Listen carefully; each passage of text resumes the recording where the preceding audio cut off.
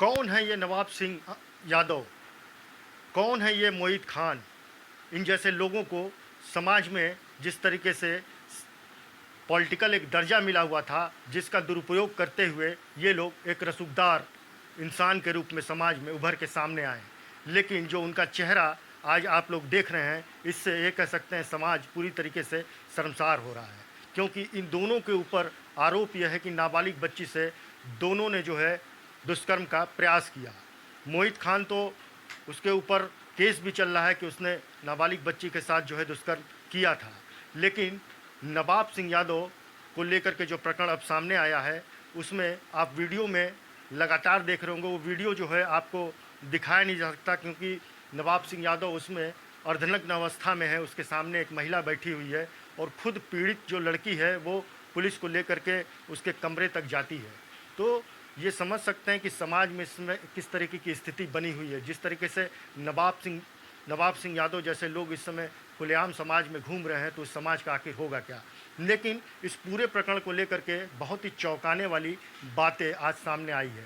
पीड़िता की बुआ जो है वो अपने बयान से पूरी तरीके से पलट गई है और उसने कहा कि कुछ रसूखदार लोग जो है नवाब सिंह यादव को जो है फंसाने की कोशिश कर रहे हैं। इस साजिश की संरचना जो है करीब 3-4 महीनों पहले से की जा रही थी, जिसको लेकर के जो है इस पूरी घटना को अंजाम दिया गया। इस समय पूरे उत्तर प्रदेश में इस पूरे प्रकरण को लेकर के एक सियासी घमासान मचा हुआ है। कन्नौज के इस मामले को लेकर के भारतीय जनता पार्टी के तमाम नेता जो है अखिलेश यादव पे आरोप लगा रहे हैं कि क्या वो डीएनए कराने की मांग जो है नवाब सिंह यादव को लेकर के भी लेंगे क्या। तो जिस तरीके से ये कह सकते हैं एक बवंडर मचा हुआ है नवाब सिंह यादव को लेकर के।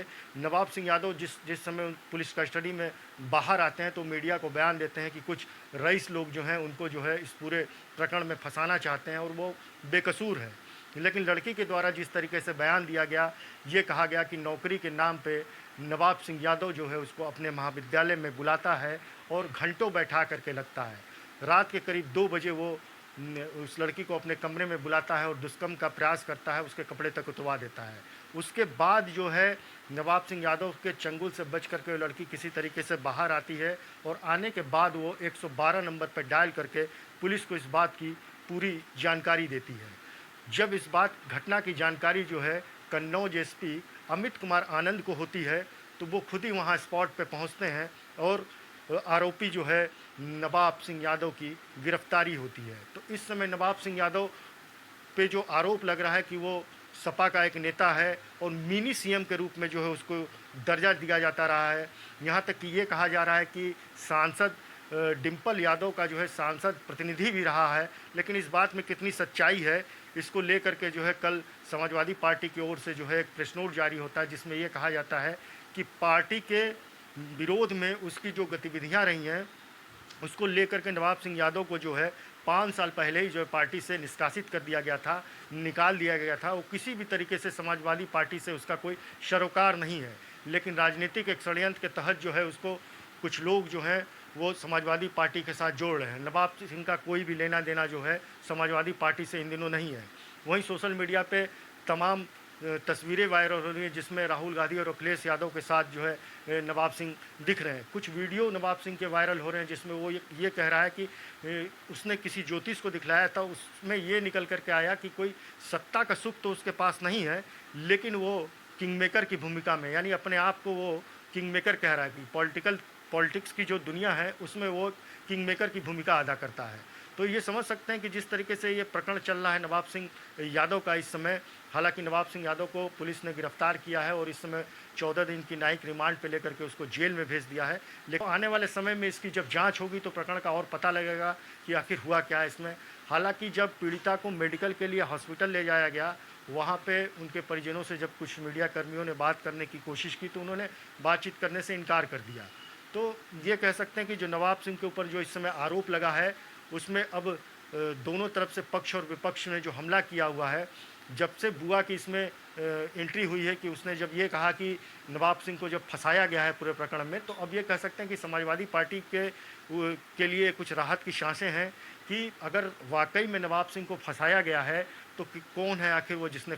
कुछ दिनों पहले जिस तरीके से अयोध्या का एक प्रकरण सामने आया जिसमें समाजवादी पार्टी के नेता मोहित खान के ऊपर आरोप लगा कि वो एक नाबालिग लड़की के साथ दुष्कर्म करता है, इवन कि उसका अबॉर्शन तक कराना पड़ता है बाद में जा कर के। तो योगी सरकार इस पूरे मुद्दे पे इतना एक्टिव होती है कि अयोध्या में जहां मोहित खान की ब्रेकरी होती है वहां पे बुलडोजर तक चलवा दिया जाता है।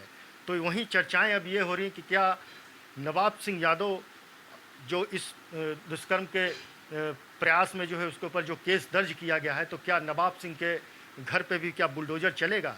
तो ये तमाम सवालात इस समय जो है जनता के जहन में है और राजनीतिक गलियारों में चल रही है कि आखिर इस प्रकरण को लेकर के आने वाले समय में होगा क्या, क्योंकि विधानसभा का उपचुनाव होना है। तो इसका भी इम्पैक्ट देखा जा रहा है राजनीतिक पार्टियों के द्वारा कि ये जो प्रकरण इस समय चल रहा है मोहित खान का और नवाब सिंह यादव का, इसका भी प्रभाव आने वाले समय पे जो है राजनीतिक रूप में जो है निश्चित तौर पे देखा जाएगा।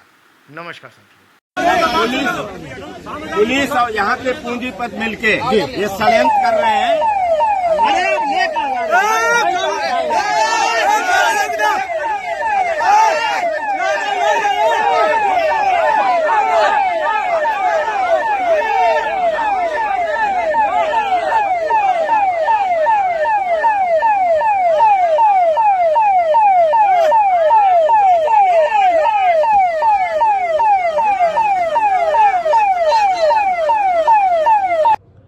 आज रात्रि लगभग 1:30 बजे यूपी 112 पे सूचना प्राप्त हुई थी, जिसमें लड़की ने शिकायत करी थी कि मेरे कपड़े उतार दिए, गलत काम करने का प्रयास किया गया।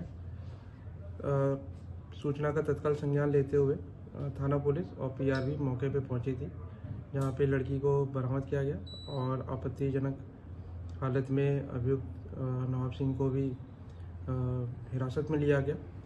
इसमें तहरीर के आधार पर सुसंगत धाराओं में भारतीय न्याय संहिता और पॉक्सो एक्ट में मुकदमा पंजीकृत किया गया है। इसमें अभियुक्त को गिरफ्तार कर लिया गया है और विधिक कार्रवाई की जा रही है। सर, ये लड़की किस तरह से पुलिस ध्यान पहुंची थी? इसमें जो इसने बताया है कि नौकरी के नाम पे ये लड़की और इसकी बुआ इसको लेके वहाँ पे कॉलेज में गए थे। उसके बाद इस प्रकार की घटना हुई है और तहरीर के आधार पर मुकदमा पंजीकृत किया गया और विधिक कार्रवाई की जा रही है। सर, किन धाराओं में मुकदमा दर्ज हुआ?